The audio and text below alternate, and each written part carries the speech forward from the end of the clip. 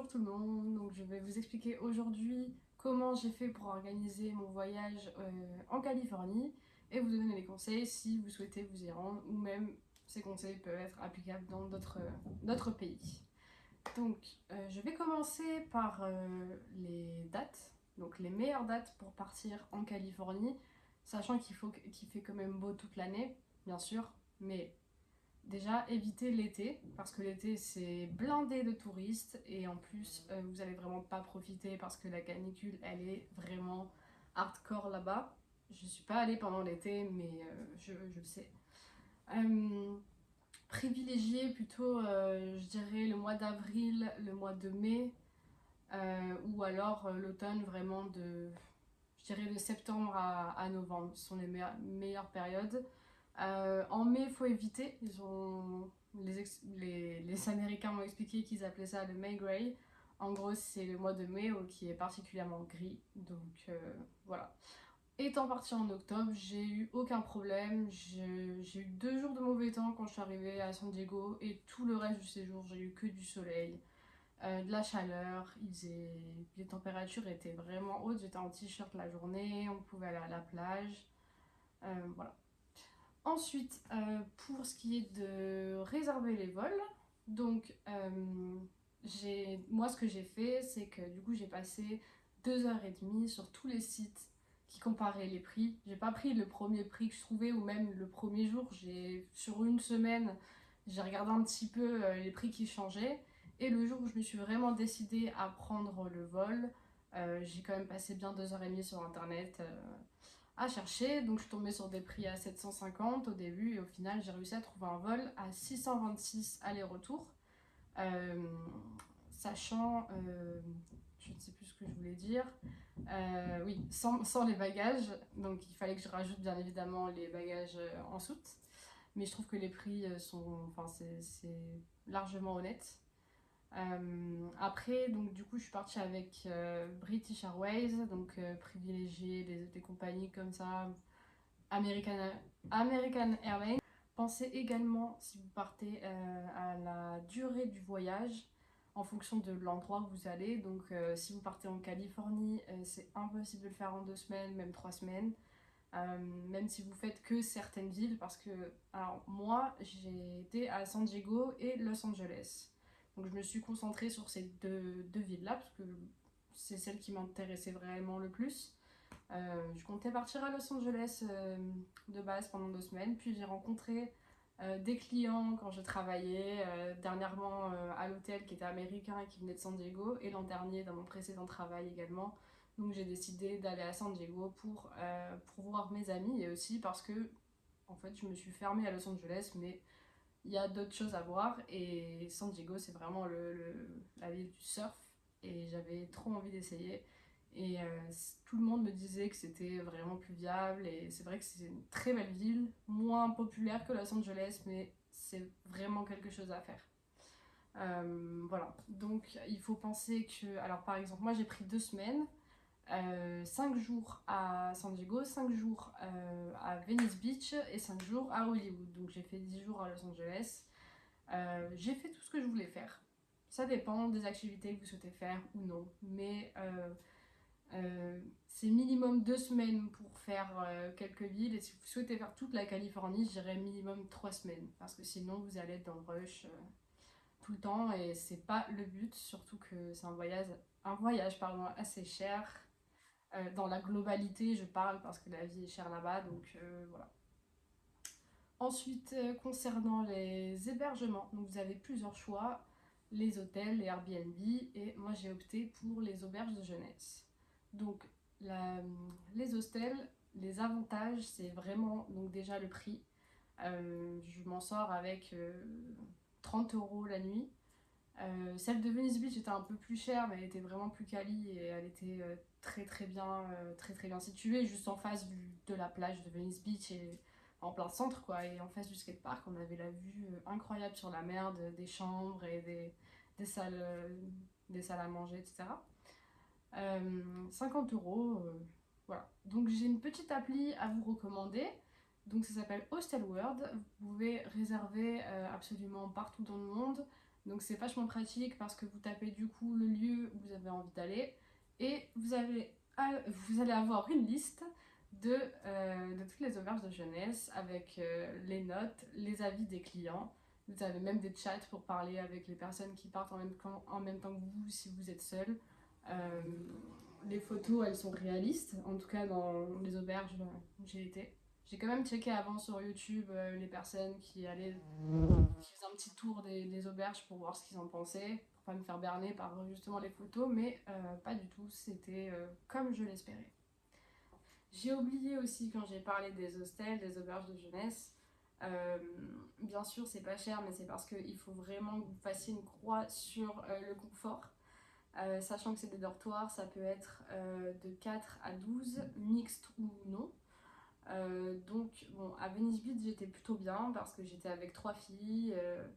Tout était propre, tout était clean, aucun problème. San Diego et Hollywood, c'était un peu plus problématique. C'était des dortoirs de 6 et 12, mixtes, un peu moins ordonnés, des gens qui ronflent la nuit, des gens qui rentrent à 5h du matin et qui claquent les portes dans tous les sens, qui ouvrent les valises, qui font comme s'ils étaient tout seuls. Alors que moi, quand je rentrais la nuit, j'osais à peine me brosser les dents, ouvrir la porte pour ne déranger personne. Voilà, donc le confort et aussi au niveau de l'hygiène, vous partagez la même salle de bain. Avec des filles, ça va, mais mix 12 personnes, c'est compliqué. Donc, au bout de 15 jours, j'en avais un peu marre, mais après, le côté très bien de vos auberges de jeunesse, c'est que bah, justement, vous rencontrez plein de jeunes du monde entier qui ont le même mood que vous et qui sont vraiment dans la même vibe. Ils sont là pour rencontrer des gens, donc tout le monde est super sociable. Et ce qui est bien, c'est que comme on reste plusieurs jours ou à la semaine, chacun, ça permet de créer des liens et au fil des jours. Il y en a certains qui restent une nuit ou deux, mais c'est très rare. On crée une espèce de petit groupe en fait, et tous les jours on se retrouve. En plus, ils organisent des activités chaque jour dans chaque hostel. Il y a des activités organisées, donc on a des barbecues, des feux de camp sur la plage, des sorties, des soirées DJ. Donc vous avez le choix et ce qui est bien c'est du coup de partir seul mais en hostel, c'est que vous pouvez faire votre planning, faites ce que vous voulez. Et si par exemple vous avez envie de faire quelque chose avec vos potes que vous venez de rencontrer, vous pouvez le faire. Donc moi j'étais contente de partager ma première leçon de surf avec les copines que je me suis faite à San Diego, c'était juste incroyable. Et d'ailleurs j'ai toujours contact avec tous les gens que j'ai rencontrés en Californie. C'est vraiment une expérience incroyable, tous les jours avoir les mêmes personnes et vivre avec eux. C'est comme si vous étiez dans une petite bulle, et une belle bulle de bonheur avec des gens qui ont vraiment des vibes et quelque chose de positif à vous donner, à vous transmettre. Et enfin, voilà. La raison de pourquoi j'ai pris 3 hébergements, c'est très simple, c'est que bon, déjà un à San Diego et ensuite Los Angeles, j'en ai pris 2 différents pour être à 2 emplacements complètement différents parce qu'il faut savoir que Los Angeles c'est très très très grand et j'avais envie de vraiment découvrir un peu tout ce qui me plaisait et c'était pas la porte à côté, hein. Donc j'ai pris 5 jours à Venice Beach donc pour avoir tout le côté sportif, skate, surf, même si j'avais déjà vu à San Diego, mais voilà, toutes ces vibes sportives, un peu pop-punk, voilà. Et j'avais aussi envie de voir le côté Hollywood, avec les studios, le Hollywood Boulevard, tout ce qui est, voilà, tout ce qui concerne Hollywood. Mais il faut savoir que de Venice Beach à Hollywood, il y a quand même, c'est quand même loin. Et même à Hollywood, si vous voulez aller d'un point A à un point B, ça prendra du temps parce que c'est vraiment très très grand. Et le trafic là-bas, parlons-en, le trafic est insupportable et tous les Américains n'en peuvent plus. C'est ce que me disaient les Uber. Alors il faut savoir qu'ils ont des très grandes routes qui sont en... Ils n'ont pas de rond-point, c'est que des grandes lignes croisées. Donc déjà, il faut prendre en considération que vous tapez tous les feux qui sont très longs. Ensuite, le trafic c'est du matin au soir. Il n'y a pas d'heure de pointe comme en France, c'est vraiment toute la journée et je sais que là-bas c'est un vrai problème. Donc pour se déplacer, vous avez aussi plusieurs choix. Encore une fois, tout dépend de ce que vous avez envie de faire. Donc je vais vous parler de mon cas. Euh, Venice Beach et San Diego, j'ai pas eu de problème parce que tout était à peu près à proximité ce que je voulais faire. Je voulais vraiment rester du côté de la plage. On peut aller jusqu'à Santa Monica à pied, c'est 30 minutes. On marche le long de la mer, il y a vraiment des beaux paysages, des belles plages. Euh, on peut faire pas mal de choses à pied. Mais quand j'étais à Hollywood, honnêtement, j'ai pris que des Uber. Voilà, avec ma pote, on s'est partagé les Uber. Donc vous avez forcément les bus, donc les transports en commun. Vous avez la possibilité de louer une voiture. Donc c'est le plus conseillé et le plus rentable de louer une voiture. Donc dans tous les cas, que ce soit Uber, bus ou location de voiture, vous allez avoir le trafic. Donc à vous de choisir ce qui vous correspond le plus. Moi, j'avais pas envie de m'embêter, c'était mes vacances, j'avais envie de profiter, j'avais pas envie de me casser la tête avec les transports, donc je me suis déplacée en Uber. J'ai dû prendre 2 bus, quoi. Pour les activités, donc j'ai 3 applications à vous conseiller. Donc il y a Get Your Guide, GoCity et je l'avais Get Your Guide, GoCity et Smart Visit. Voilà. Donc c'est là où vous pouvez avoir accès à toute la liste des activités. Il y en a énormément, il y en a forcément que vous ne connaissez pas. Donc je vous conseille fortement, c'est là que j'ai trouvé le Privé Tour Ramping Jeep qui s'est super bien passé. Et ensuite, vous avez la possibilité d'avoir des passes. Donc c'est plus intéressant de prendre des passes activités, donc il y en a plusieurs. J'ai opté pour celui 3 activités avec le Universal Studio inclus. J'ai choisi ensuite parmi la liste qui propose donc les Warner Bros Studios et une troisième activité, mais vous en avez plusieurs. Donc c'est plus rentable, sachant que le pass Universal à lui tout seul coûte une centaine d'euros en fonction des dates, mais voilà. Les Warner Bros, c'est vers les 80, donc c'était beaucoup plus intéressant de prendre un pass, c'est plus rentable. N'oubliez surtout pas de faire la demande d'ESTA, donc c'est le visa qui permet d'être sur le territoire américain, qui vous autorise à être sur le territoire américain. Ça prend 48 à 72 heures avant une réponse, mais je vous conseille de le faire en avance, on ne sait jamais, et au moins comme ça c'est fait. Euh, à la douane américaine, il ne faut pas être étonné, comme dans d'autres pays j'imagine, des questions qu'ils vont vous poser. Et surtout, si je peux vous aider comme ça vous fait gagner du temps, pardon, préparer les documents. Donc ils vont vous demander votre billet retour. Il faut absolument que vous ayez un billet retour pour aller aux États-Unis parce que sinon vous risquez de ne pas être accepté en arrivant parce qu'ils veulent surtout pas qu'on cherche du travail là-bas. Donc bien évidemment, si vous posez la question, si vous cherchez du travail là-bas, vous répondez que non.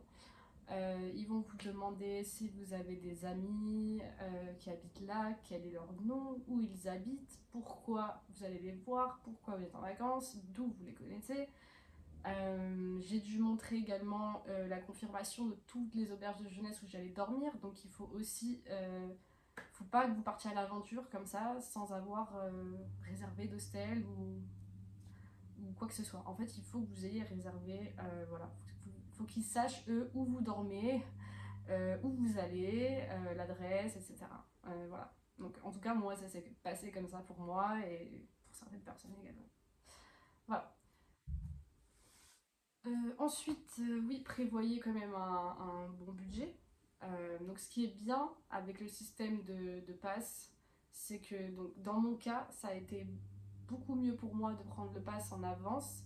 Donc c'est-à-dire que je suis partie aux États-Unis en ayant déjà payé les billets d'avion, en ayant déjà payé le pass Hollywood Plus, l'activité Pink Jeep et une moitié enfin un quart des auberges de jeunesse, bien sûr pour la caution.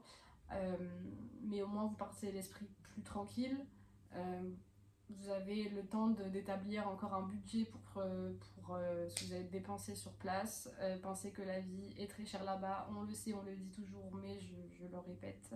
Là-bas, même dans les supermarchés, si vous vous dites que vous allez manger des pâtes, des légumes, tout ça, les légumes c'est encore plus cher. C'est même plus cher que dans les fast-foods d'acheter dans les markets. Donc prévoyez vraiment le budget si vous souhaitez vous faire plaisir. C'est aussi, si vous partez là-bas, je pense que c'est un peu pour se faire plaisir. Moi perso, j'ai pas du tout compté. Mais je m'en suis bien sortie parce que j'ai bien établi mon budget avant de partir. Pensez aussi dans votre budget aux tips. Alors par contre pour les tips, petit conseil parce que vous allez arriver là-bas, si vous ne savez pas, à chaque fois que vous allez payer quelque chose, que ce soit donc forcément un restaurant, que ce soit une location de skate, de voiture, que ce soit juste un fast-food où il n'y a pas de service, et à chaque fois que vous payez quelque chose, une glace, bref, n'importe quoi, ils vont vous proposer sur une tablette de tiper. Donc de tipser 10%, 20% ou no tip. Donc au début, moi je tipsais tout le monde. Et il y a une copine du coup américaine qui m'a dit qu'en fait, non, il faut tipser à partir du moment où il y a un service. Donc ils m'ont dit qu'en Amérique, ils tipsaient beaucoup les Uber et les serveurs. C'est vrai que avec du recul, c'est un peu bizarre de tipser quelqu'un qui va juste être assis sur sa chaise et te dire ok c'est bon tu peux prendre cette planche pendant 1 heure et me la ramener. Voilà, il y a des endroits où il n'y a pas de service, pas de tips. Voilà. Par contre ils ont la culture du tips. Donc si vous allez au restaurant, il faut vraiment penser aux serveurs parce que c'est majoritairement leur salaire. Et là-bas, déjà, c'est très mal vu de ne pas tipser, pardon. Et en plus, voilà, ça fait partie de leur salaire, donc pensez vraiment à tipser les serveurs. Je vous conseille aussi de prendre une banque en ligne du style. Alors moi j'ai pris Revolut exprès pour les États-Unis, parce que quand vous allez aux États-Unis, vous avez déjà des taxes, mais ça vous permettra de payer sans frais. C'est-à-dire qu'à chaque fois que vous allez payer, si vous gardez votre carte bancaire, enfin votre banque en France va vous taxer. Donc Revolut, vous avez 0 frais pour l'étranger et vous pouvez même convertir directement en dollars l'argent que vous mettez sur ce compte. La chose aussi que je vous conseille, c'est de prendre une assurance. Parce que là-bas, vous savez que il n'y a pas vraiment la sécu sociale. Donc, sait-on jamais, pendant un voyage de 2-3 semaines, il peut se passer quelque chose. Moi, je l'ai pris personnellement, je l'ai prise parce que je savais que j'allais skater. Et les gens savent très bien que quand je skate, je me fais des entorses dans tous les sens. Mais aussi au cas où. C'est 90 €. Quand tu organises un voyage comme celui-ci, ça va. Et surtout, ça vous permet de vous faire rembourser jusqu'à 300 000 € de frais si vous avez besoin de soins d'urgence. C'est très important. Vous en avez aussi qui vous permet de vous faire rapatrier en France, mais c'est plus cher. Voilà, après à vous de choisir laquelle vous préférez. Donc je ferai ma petite conclusion sur cette vidéo.